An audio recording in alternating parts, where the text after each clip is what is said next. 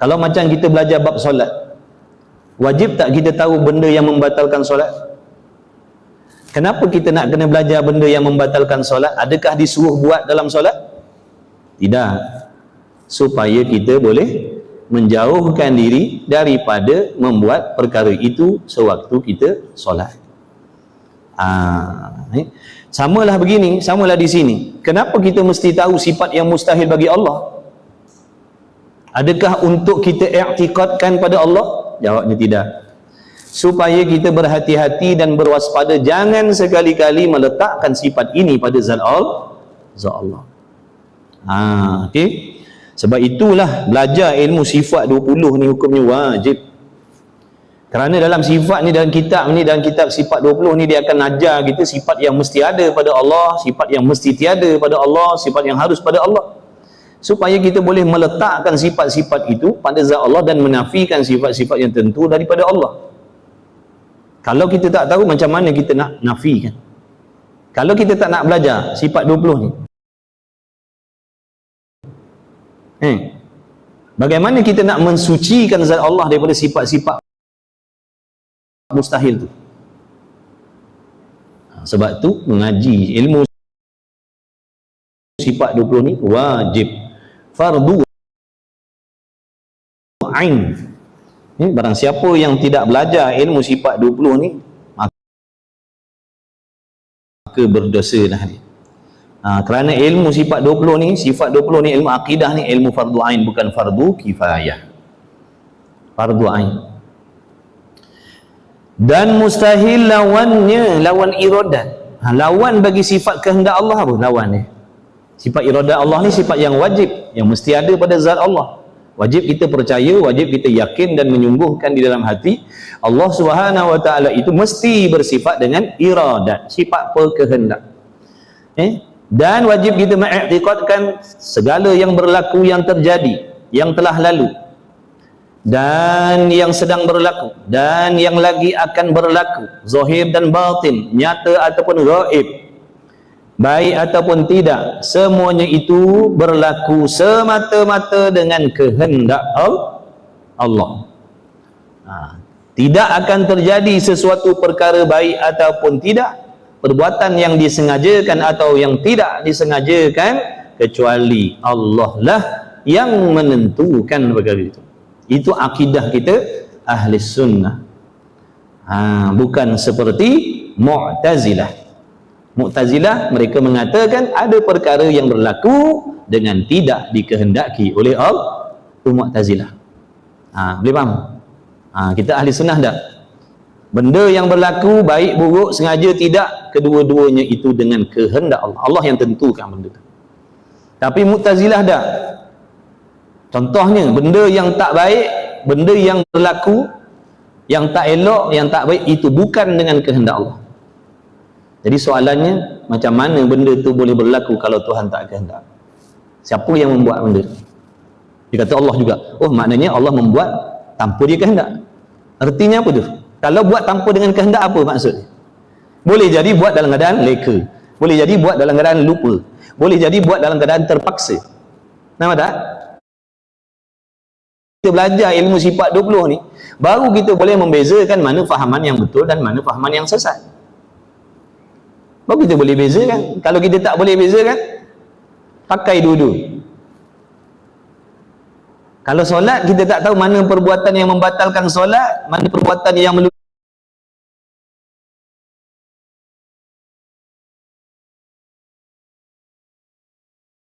di solat kita. Yang betul pun kita buat, yang membatalkan solat pun kita buat juga. Dengan sebab kita tak boleh nak beza mana yang mesti ada dalam solat dan mana benda yang mesti, yang dilarang dalam solat. Kita tak belajar, kita tak nak belajar, kita tak nak ambil tahu. Apa jadi dengan solat kita? Bila bercampur perbuatan yang mengesahkan dan yang membatalkan, sah tak sembahyang kita? Rukuk buat, i'tidal buat, sujud buat, wuduk tak ada, sah tak? Sebab tu wajib ngaji. Wajib ngaji, jangan tak ngaji.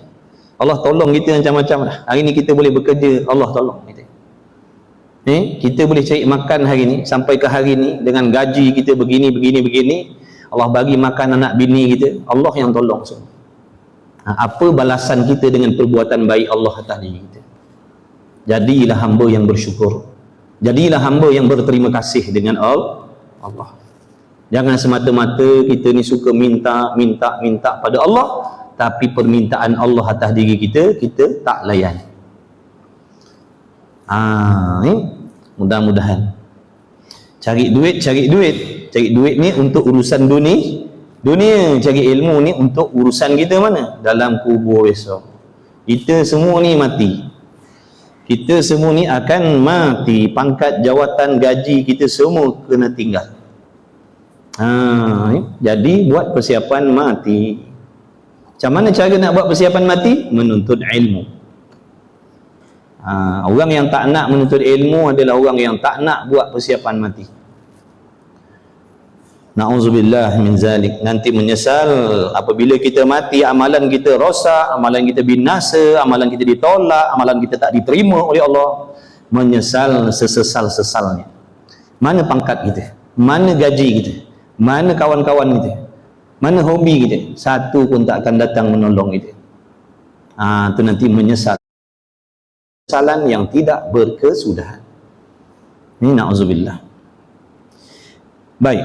Jadi wajib kita mengetahui sifat yang mustahil bagi Allah. Kalau di sini lawan bagi sifat iradat.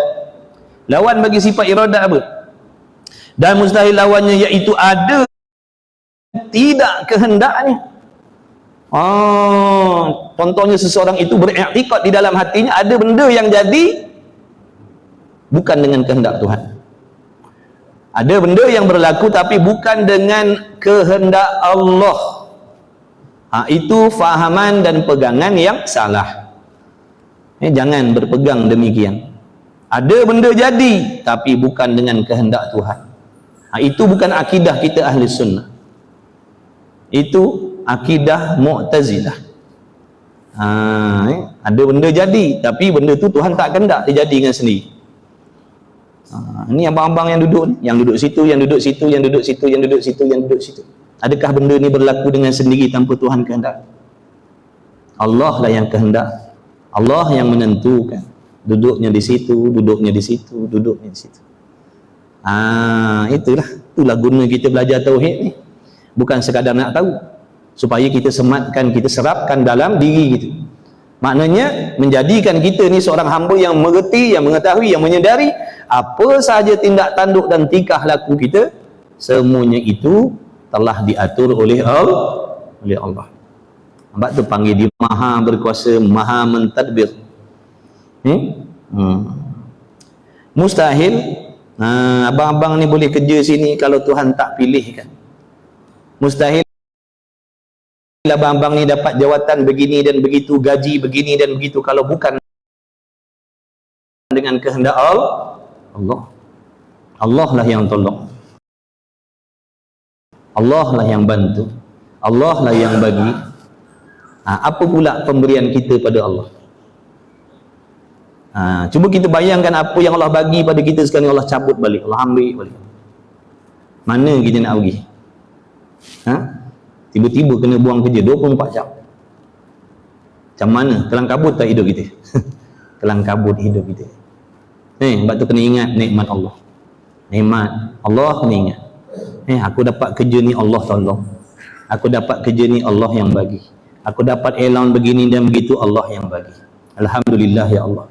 Terima kasih ya Allah. Gitu. Jangan kita menjadi hamba yang semata-mata mengetahui melatah sahaja nikmat-nikmat Tuhan, tapi Tuhan kita lupa. Na'udzubillah. Wala in syakartum la azidannakum wala in kafartum inna azabi lasyadid. Allah ingatkan kita.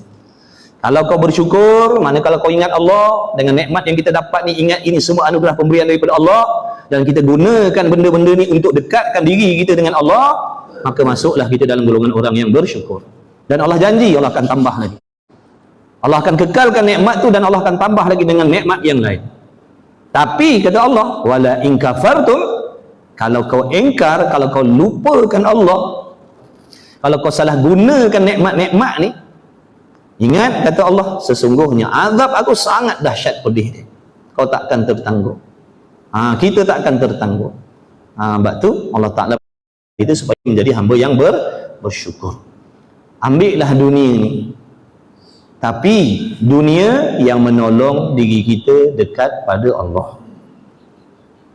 Kalau kita belajar tasawuf, dia suruh buang dunia. Buang dunia,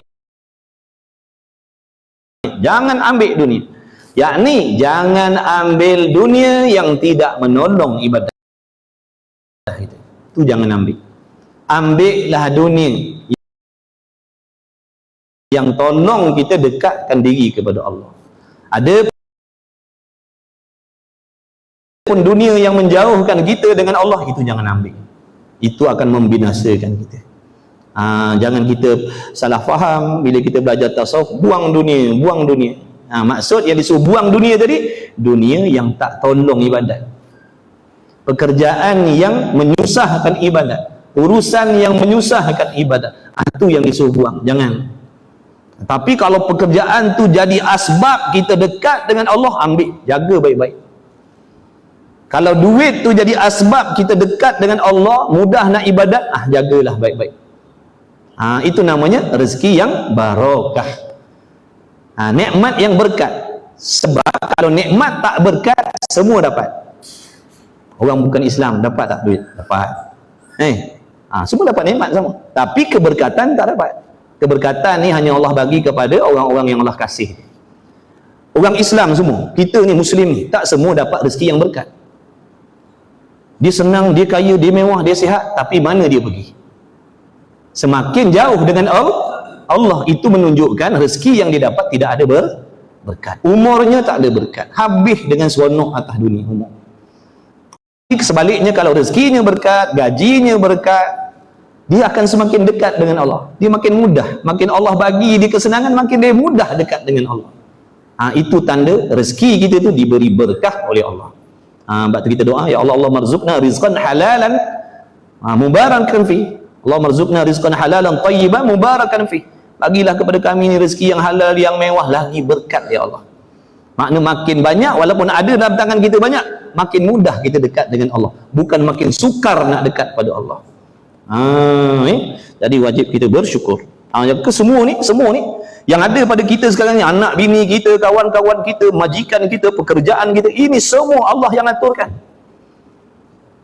Adakah kita tak nak berterima kasih kepada Allah yang dah menolong kita dalam pelbagai hal? Kata ulama, kenapa kita lupakan Allah? Apa sebab kita selalu lupakan Tuhan?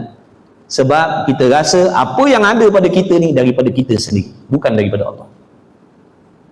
Apa yang ada pada kita ni kita rasa daripada usaha aku, kepandaian aku, ilmu aku, kekuatan aku. Sebab tu kita terlupa kepada Allah. Contoh gini, kalau dalam kehidupan ada seorang kawan ni, dia sangat-sangat baik dengan kita, dia selalu tolong kita. Bukan kita saja dia tolong, anak bini kita pun dia tolong, dipermudahkan urusan kita. Kita selalu tak teringat pada dia. Selalu kita teringat. Kalau dia normal lah, dia akan selalu ingat kawan dia tadi, baiknya lah, selalu tolong. Tak sempat aku nak minta tolong, punya baik je. Selalu tanya khabar, selalu tanya khabar, selalu tolong, selalu bantu. Mesti kita akan selalu ingat dia, sebab kita sedar dia banyak tolong kita. Betul tak? Tapi sedar tak kita ni sentiasa ditolong oleh Allah? Kita sedar tak yang kita ni selalu ditolong oleh Allah? Sentiasa. Tak pernah satu detik pun yang Allah tinggalkan kita. Sentiasa. Kita nak bekerja guna akal. Siapa yang bagi akal kita? Cuba kita bayangkan kalau Allah hilangkan akal kita hari ini, adakah kita boleh jalankan tugasan dan tanggungjawab dia? Tak boleh. Nampak tak tu? Jadi sepatutnya kita ni kena sentiasa ingat kepada Allah. Ingat tu bukan sekadar ingat. Ingat kepada Allah ni dengan makna akalnya selalu memikir tentang Allah, hatinya mengingat kepada Allah, dan tubuh badannya menjalankan tanggungjawab yang diperintah oleh Allah. Itu masuk dalam erti kata zikrullah, mengingati Allah. Bukan sekadar ingat gitu. Bukan sekadar ingat masuk zuhur, tak solat. Tapi ingat gitu lah, tu tak jadi. Bukan tu yang maksud mengingati Allah, bukan. Mengingat ni macam tadi tu, akalnya fikir tentang kebesaran Allah, hatinya selalu mengingat kepada Allah, hatinya selalu memuji-muji Allah, kerana Allah Ta'ala ni senantiasa memberi bantuan pertolongan kepada diri dia, kepada anak bini dia dan sebagainya. Dan apa yang Allah suruh dia buat, apa yang Allah larang ditinggalkan. Itu baru masuk dalam kata orang yang mengingati Allah. Jadi kena sedar ni, kita belajar ni, iradat, apa yang ada pada kita ni, ini semua dengan kehendak Allah. Mustahil kita dapat miliki apa yang ada pada kita sekarang kalau Tuhan tak kehendak. Benda ni bukan datang dengan sendiri. Anak bini kita bukan datang dengan sendiri dah. Itulah yang Allah kehendakkan. Ini betapa baiknya Allah Ta'ala bagi kita macam-macam bantuan dan pertolongan. Allahumma salli ala sayyidina Muhammad. Baik. Contohnya nak dikatakan, aku ni contohnya, aku ni bekerja begini dapat jawatan ni, semata-mata aku lah, tak ada kena-mengena dengan Tuhan pun. Contoh dia kata gitu. Contoh dia kata dia dapat gaji, dapat jawatan begini dan begitu ni semata-mata dengan usaha ikhtiar dia, bukan Tuhan yang tentukan. Mustahil.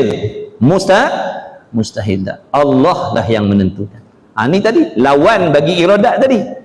Maknanya nak dikatakan berlaku sesuatu dengan Tuhan tak kehendak, itu mustahil. Boleh faham ni? Contohnya tadi, ada sesuatu ketiadaan dengan kehendaknya. Ada sesuatu bukan dengan kehendak Allah. Beg ni ada dengan sendiri. Tuhan tak kehendak pun adanya wujudnya beg. Mustahil. Seperti ada ia dengan tergagah. Tergagah apa tergagah? Terpaksa. Benda ni ada sebab Tuhan terpaksa buat. Kita ni semua ni jadi orang Islam sebab Tuhan terpaksa jadikan kita orang Islam. Betul ke tidak? Betul tak? Kita ni jadi orang Islam ni, lahir di kalangan mak bapak Islam ni sebab Tuhan terpaksa jadikan kita orang Islam. Betul tak? Fahaman tak? Dah kalau kita tak tahu macam mana? Ini akidah ni. Ini kan benda main-main. Ini akidah. Mustahil. Mustahil. Kita ni jadi orang Islam sebab Tuhan kehendak. Kalau Allah tak kehendak sedia kala lagi memilih saya dan abang-abang semua ni, para muhibbin sekalian ni jadi umat Islam, kita tak akan dapat nikmat iman Islam. Jadi kita menikmati iman Islam ni semata-mata dengan kehendak Allah. Alhamdulillah. Terima kasih ya Allah.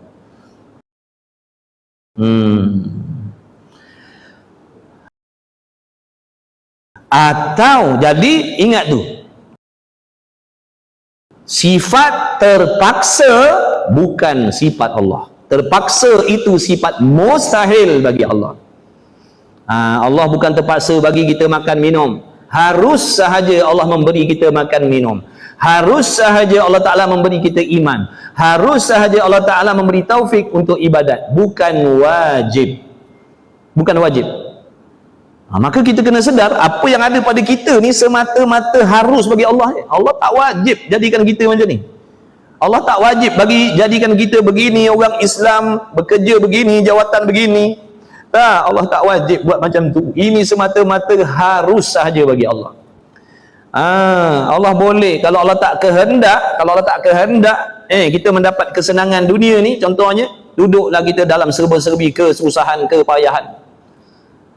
Jadi apa yang kita kecapi kesenangan ni, kena ingat Allah yang bagi. Kalau Allah tak kehendak, meranalah kita. Meranalah kita kalau Allah tak kehendak tolong kita. Ataupun dengan lalai. Contohnya, dia mengiktikadkan berlakunya sesuatu perkara itu kerana Tuhan lalai. Berlakunya gempa bumi di situ, banjir di situ, kebakaran di situ, kebuluran di situ, sebab Tuhan lalai mentadbir. Mustahil. Allah lah yang kehendak demikian. Adanya fakir miskin atas dunia ni sebab Tuhan lalai bagi rezeki. Sebab tu ada yang miskin. Tidak. Dengan kehendak Allah lah adanya fakir miskin, adanya orang kaya. Sebab apa tu? Allah Ta'ala nak membuka ruang untuk hambanya beribadat dengan bersedekah, dengan berzakat. Bukankah dunia ni tempat ibadat? Maka dengan kebijaksanaan Allah, Allah Ta'ala menjadikan asbab, Allah menjadikan sebab-sebab yang membolehkan kita hamba ni melakukan pelbagai ibadat supaya dapat banyak kebaikan dan kebajikan nanti, berbondong-bondong, bergunung ganang bawa balik akhirat pahala. Jadi itu hikmahnya. Allah Ta'ala jadikan macam-macam matah dunia ni supaya terbukanya ruang ibadat. Kalau tak ada orang fakir miskin, ada tak peluang nak zakat? Tak ada. Kalau tak ada fakir miskin, ada tak peluang nak sedekah? Tak ada.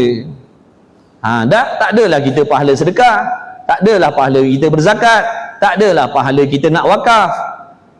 Sedikitlah amalan kita. Itu hikmah Allah jadikan benda-benda macam tu. Padahal Allah Maha Kuasa je nak lahirkan semua atas dunia ni kaya-kaya. Allah Maha Kuasa nak jadikan semua makhluk, semua manusia atas dunia ni semua kaya-kaya. Maha Kuasa Allah buat macam tu. Tapi ruginya kita lah, tertutupnya ruang nak bersedekah. Semua kaya.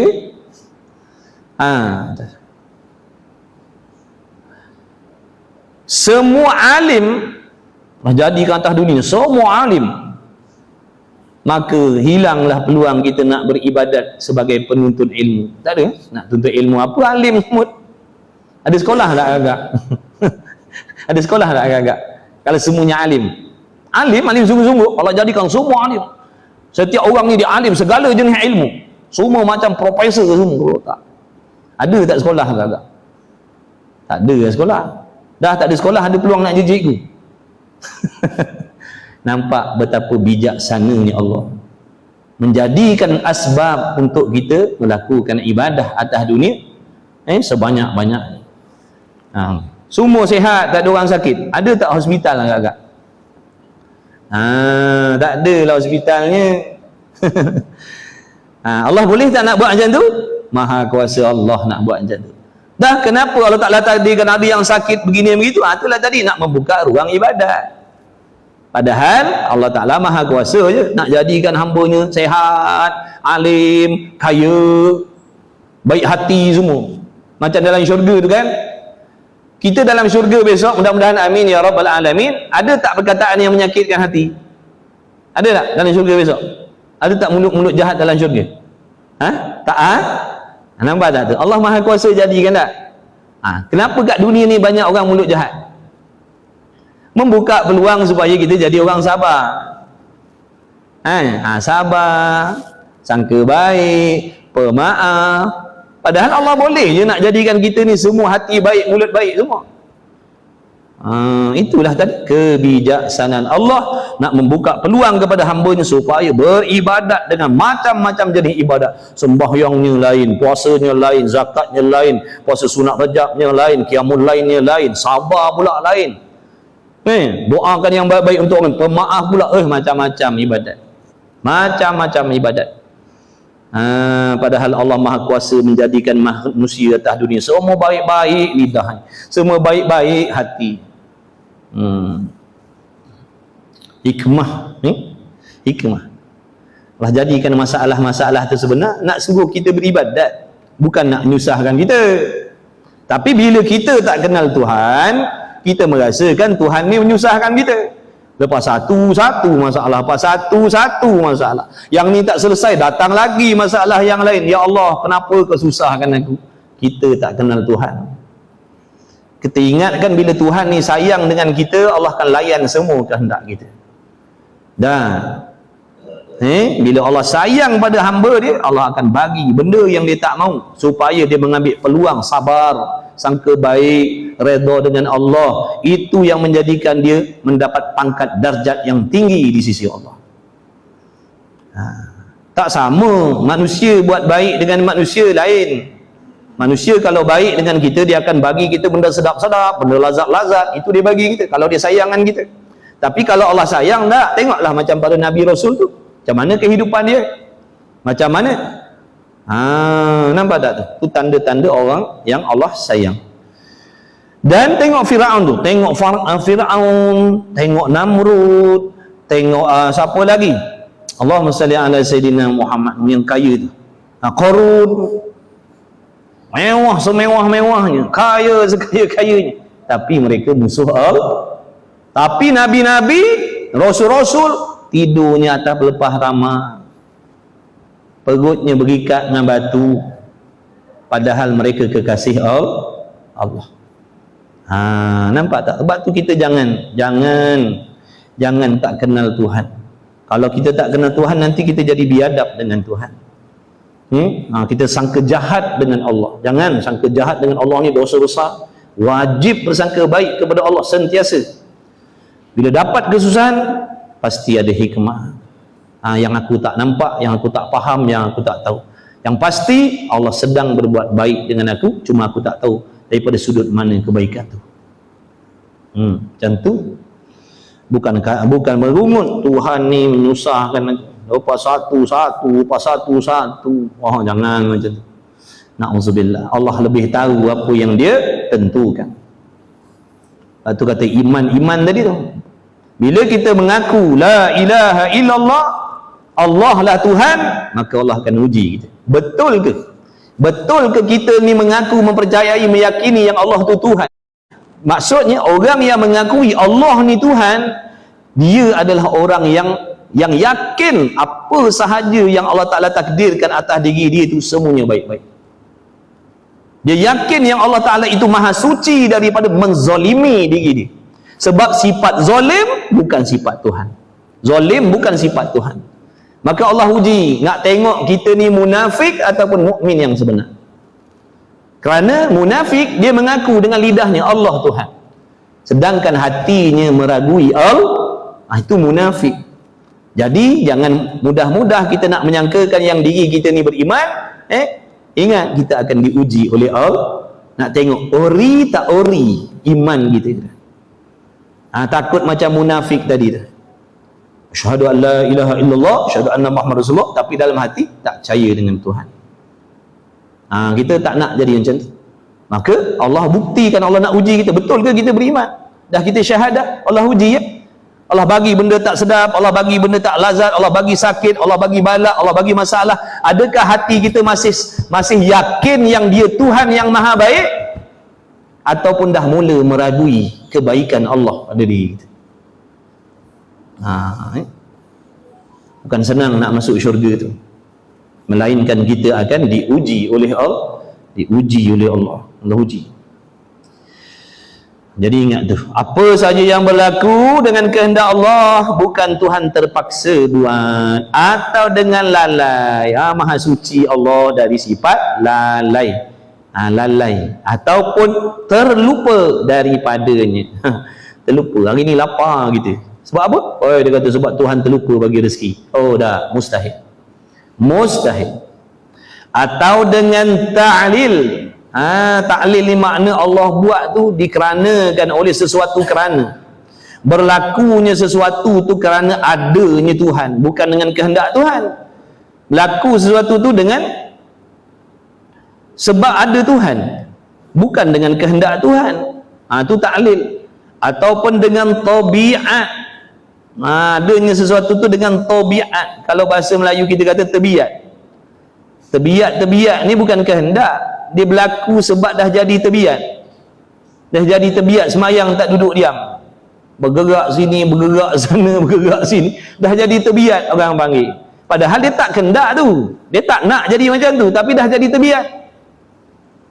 Tu tebiat. Berlaku sesuatu tu bukan dengan kehendak. Yang kita cerita sekarang ni sifat Tuhan, iaitu kehendak Allah. Maka 5 ni yang dikatakan terpaksa, leka, lupa, lalai, berlaku sesuatu semata-mata sebab ada Tuhan, bukan Tuhan kehendak, ataupun berlaku tu dengan sebab tabiat, semuanya itu mustahil bagi Allah. Mustahil. Berlakunya sesuatu sebab tabiat alam, kata dia. Ni berlaku gempa bumi, dah memang tabiat alam begitu dah. Bukan tabiat alam dengan kehendak Allah. Kalau orang bukan Islam dikata gitu dan diiktikad begitu, memang kenalah pada tempatnya dia orang. Kita jangan, walaupun contohnya kita kata berlaku gempa bumi ni tabiat alam, tapi jangan sampai hati kita menafikan perkara itu dengan kehendak Allah. Jangan rosak akidah kita. Kena ingat tu, apa saja yang berlaku baik tak baik dengan kehendak Allah. Allah lah yang tentukan gempa bumi, banjir, hujan dan sebagainya, bukan tabiat alam, bukan bukan tabiat alam.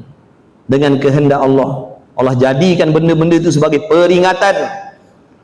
Baru berlaku goncangan begitu, baru berlaku banjir begitu, kita tak tentu harah dah.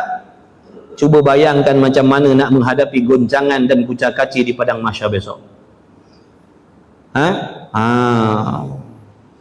Tu hikmah Allah jadikan benda-benda tu atas dunia supaya kita memikir, ya Allah, kalau macam ni punya dahsyat banjir, tsunami, ya Allah, tak tahan tengok, tak sanggup.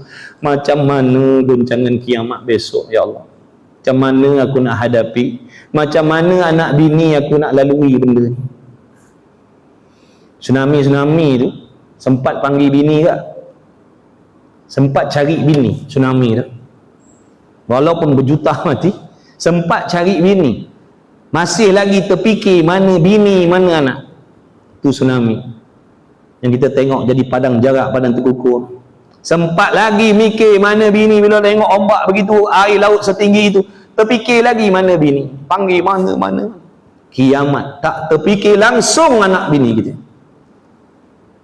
Kiamat besok tak terfikir langsung anak bini kita, kerana terlalu dahsyatnya hari kiamat. Cuba kita bayangkan macam mana kita nak hadapi situasi yang macam tu kalau kita tak ada persiapan. Tapi Allah janji Allah akan pelihara, jaga, selamatkan orang yang sempurna iman. Orang yang sempurna imannya Allah akan ambil dulu nyawa mereka. Yang ditinggalkan pada waktu tu orang munafik, orang kafir, orang munafik. Hadapilah tu goncangan kiamat tu. Maka kita tak nak masuk dalam golongan yang macam tu. Maka beramal soleh supaya Allah selamatkan kita daripada kucak-kacir hari kiamat tu. Sangat dahsyat, sangat dahsyat. Kita tengok Allah, gempa bumi, tapi masih lagi peperangan, masih lagi teringat mana anak mana bini. Kiamat tak terfikir langsung. Tak tahu macam mana dahsyatnya ketakutan pada waktu tu. Tak teringat, macam tak ada bini, macam memang tak ada anak, mikir diri sendiri. Tak terakal gitu dahsyatnya hari kiamat. Tu bila berlaku benda-benda macam tu atas dunia, sepatutnya membawa hati kita mengingat kepada Allah. Ya Allah, macam mana aku nak hadapi kiamat macam ni?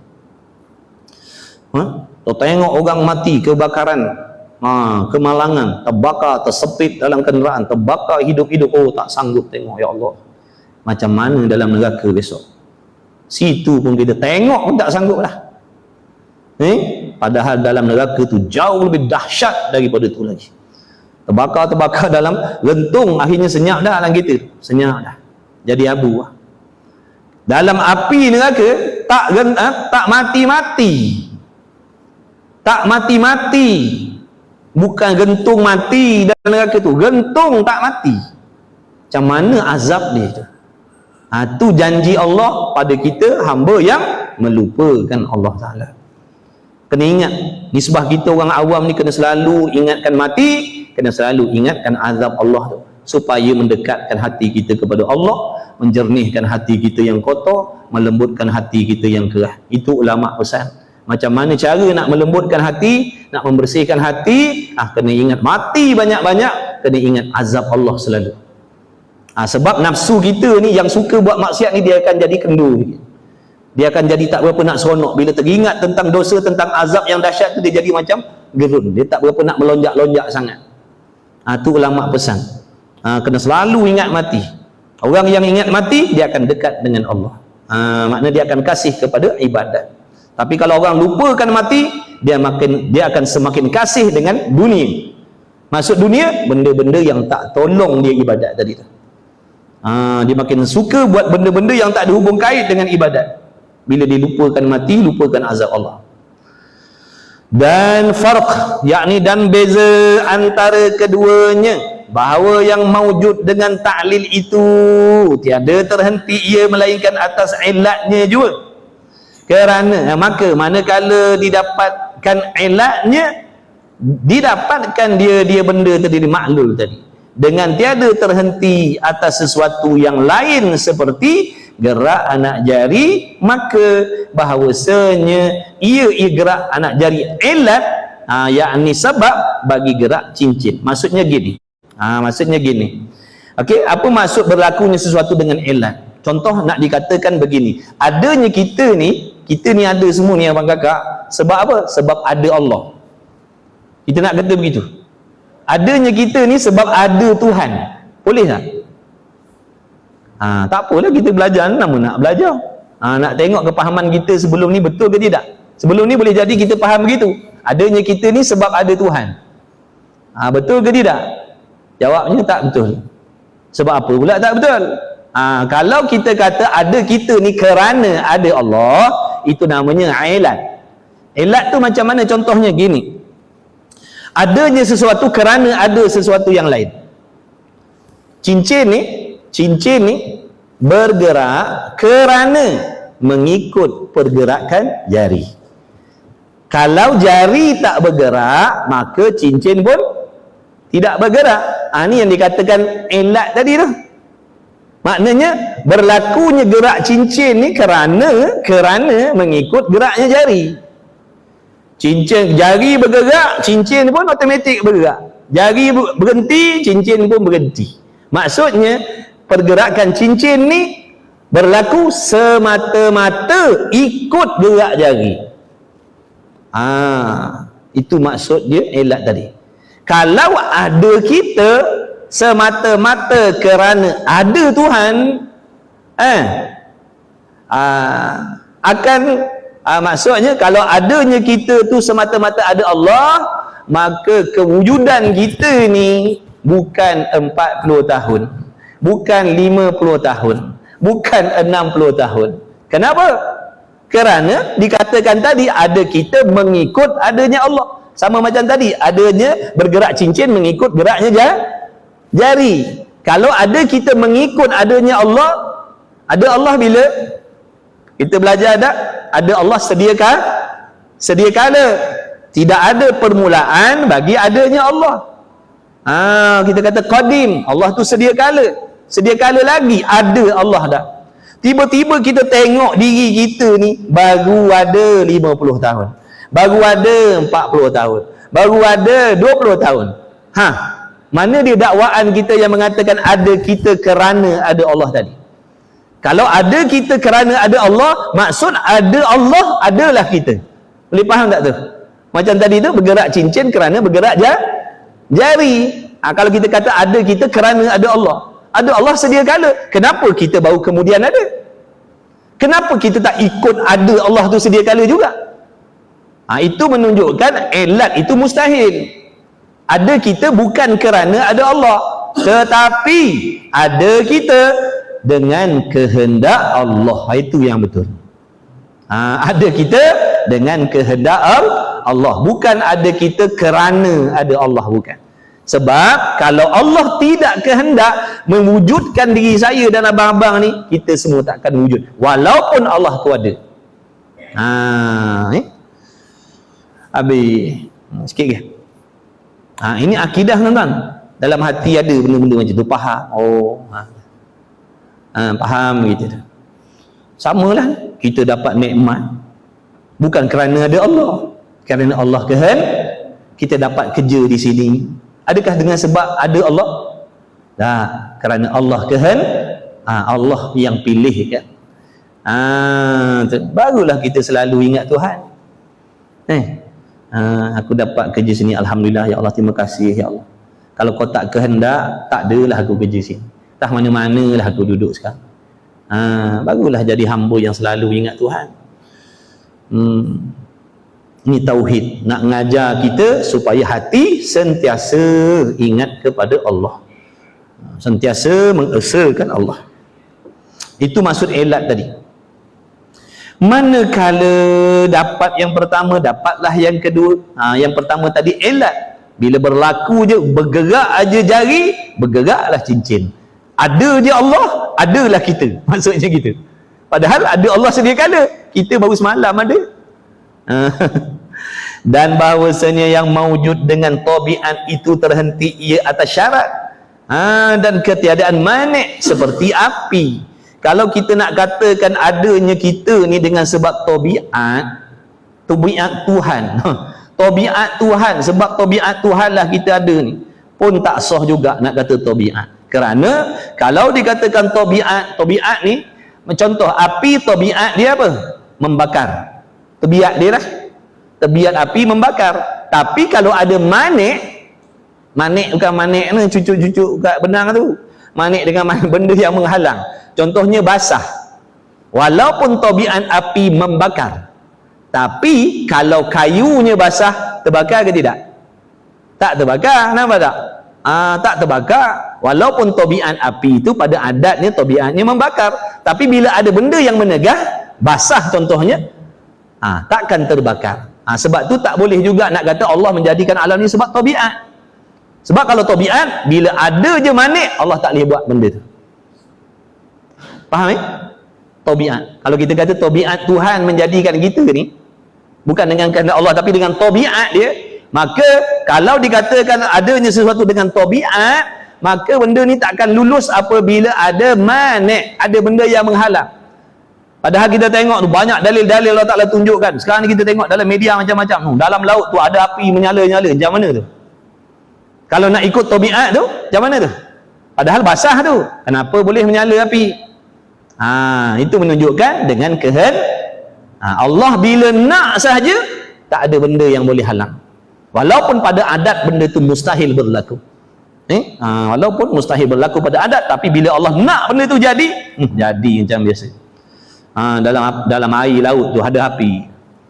Kalau nak ikut macam mana nak hidup, air laut bukan punya banyak, tapi boleh menyala juga. Tu dengan kehendak dan kekuasaan Allah. Maka bahawasanya tiada menghangus ia, melainkan dengan syarat menyentuh dan ternafi basah. Itulah kalau tabiat. Wallahu a'lam wa ilmuhu wa atam. Bismillahirrahmanirrahim. Alhamdulillah wassalatu wassalamu ala rasulillah wa ala alihi. Allahumma rabbana fa'na bima 'allamtana rabbana 'allimna alladhi yanfa'una rabbana faqih ahlana wa qarabatil lana fi dinina ma ahli qudri unsa wa dzakar wa sallallahu ala sayyidina Muhammad walhamdulillahi rabbil alamin. Taqabbalallahu minkum minna wa minkum taqabbal ya karim.